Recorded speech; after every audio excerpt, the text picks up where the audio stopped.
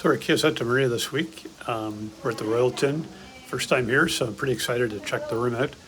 We've got building 201, so we're on the main floor. Let's take a look inside here. As you come in here, you can see we've got a window that's sort of screened off here. I guess we can lift that up somehow to see outside. This little mirror as we come in, and you see the really nice tile on the floor here. Okay, we're at the left. We've got a closet with some blankets, extra pillows, a safe, some storage down there. So slide this door over here. See what else we got. We got some robes. We got the Diamond Club upgrade, so that might be only available to Diamond Club members. I'm not sure. Probably.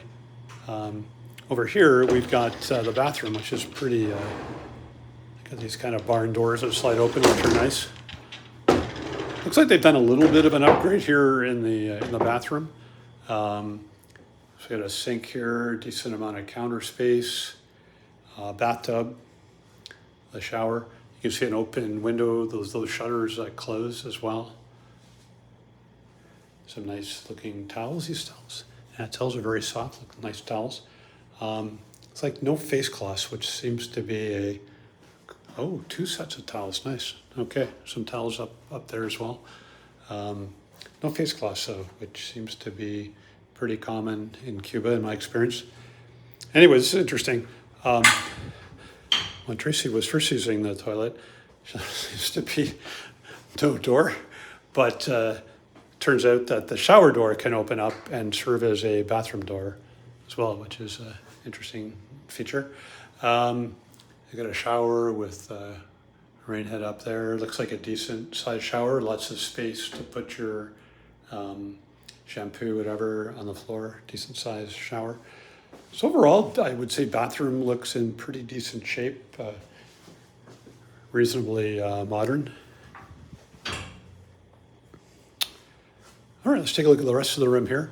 So here we've got like the mini bar, mini fridge area with an outlet. And there is a bit of a shortage of outlets in this room, which is a bit disappointing.